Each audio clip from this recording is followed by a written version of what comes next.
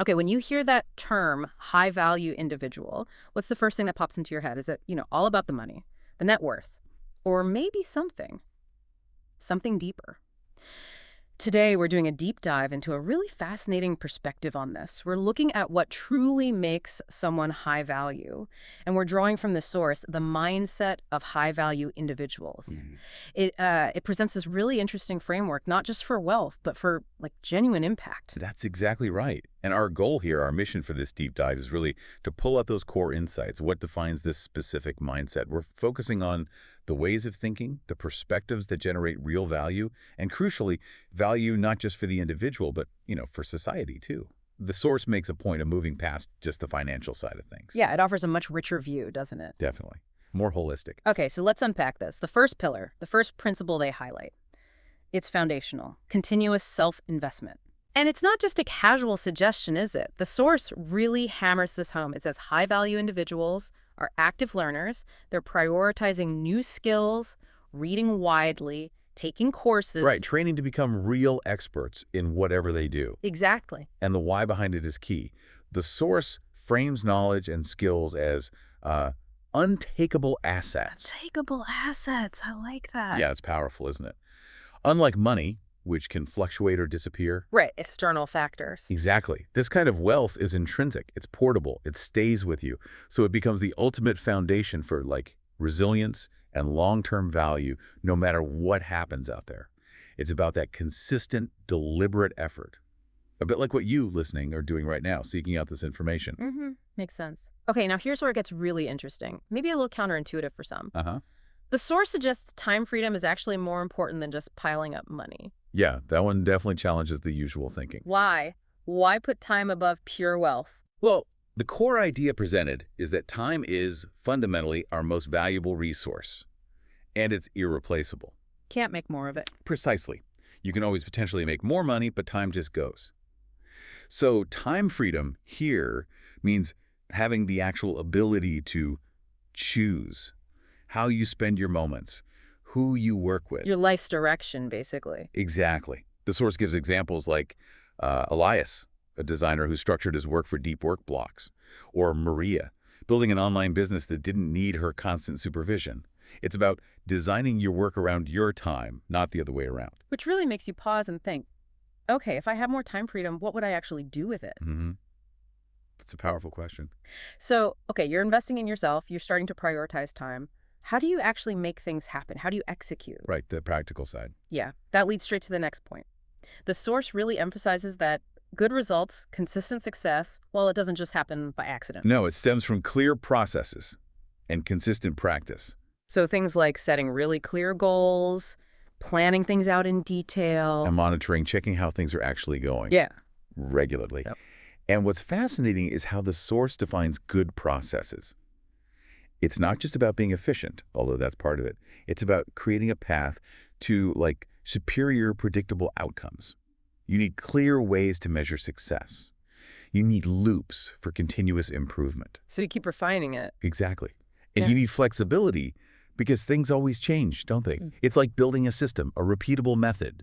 So your best work isn't just a fluke. Like the chef perfecting a recipe analogy you mentioned earlier. Precisely.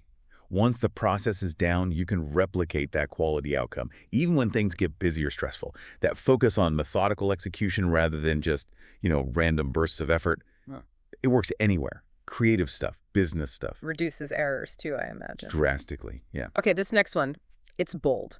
It definitely challenges the status quo. Mm. The principle is don't live like the majority. Yeah, that one catches your attention. It really does. It makes you think, okay, what does that mean? Choosing paths that suit me instead of just following the crowd. Is it just about being rebellious?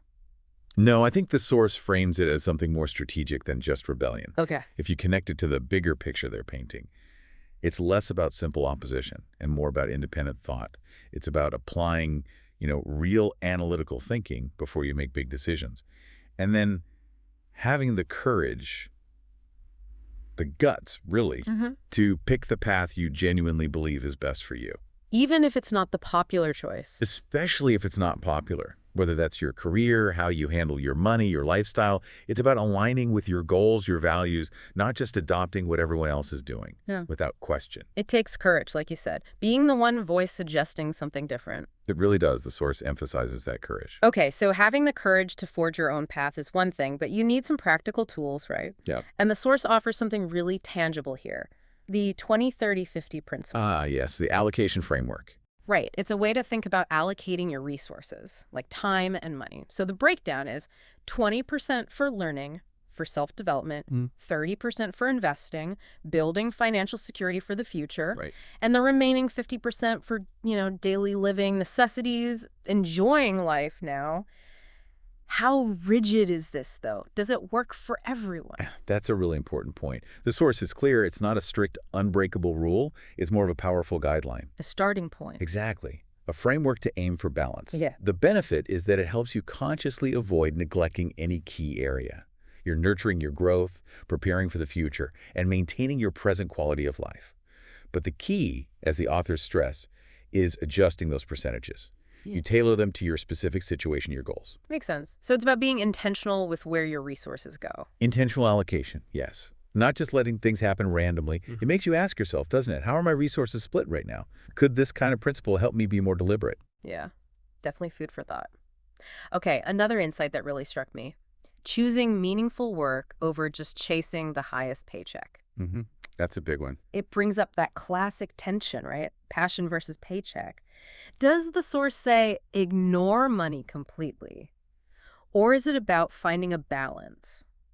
It's definitely about balance. The source is pragmatic. Hmm. It absolutely doesn't suggest ignoring compensation, but it reframes what the primary driver should be. And meaningful work is defined quite broadly. It's not just, saving the world type stuff, though it can be. Okay. It also includes work that genuinely challenges you, offers real growth opportunities, makes a positive impact on others, even within a more typical job.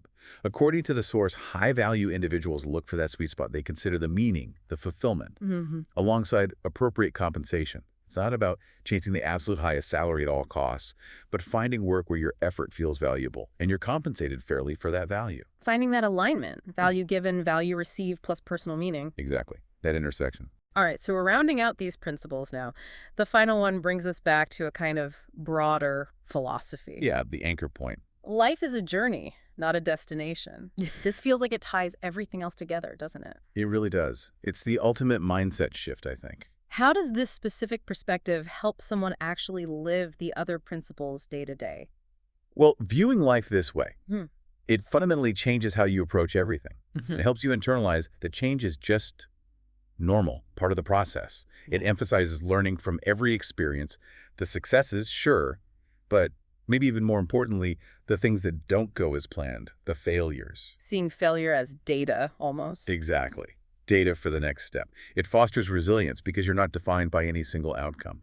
Growth becomes this continuous, never-ending thing. The source suggests this frees you up. You're less likely to get bogged down by past mistakes or paralyzed by worrying about some perfect future endpoint. Right, because there isn't one single endpoint. Precisely. It encourages focusing on the present, doing your best right now, iterating, learning, evolving, knowing that every step, every process you build, every investment you make in yourself, it's all part of constructing that high-value path, that ongoing journey. So as we wrap up this deep dive then, the big takeaway seems to be that becoming or embodying this high-value mindset, it's not like flipping a switch. No, definitely not overnight. It's not about hitting some magic number in your bank account either. It's about these continuous shifts, small adjustments in thinking backed up by consistent practice.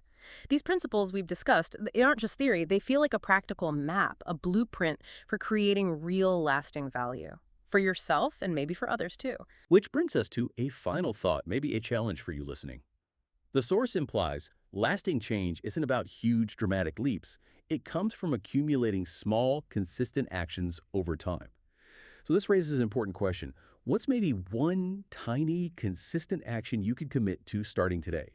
Something that aligns with one of these principles we talked about, maybe just 15 minutes of dedicated learning, or reevaluating one small time commitment, or tweaking one daily process, just one small thing. And then consider how that tiny action, repeated consistently, how might that ripple outwards? How might that start to actually redefine your journey?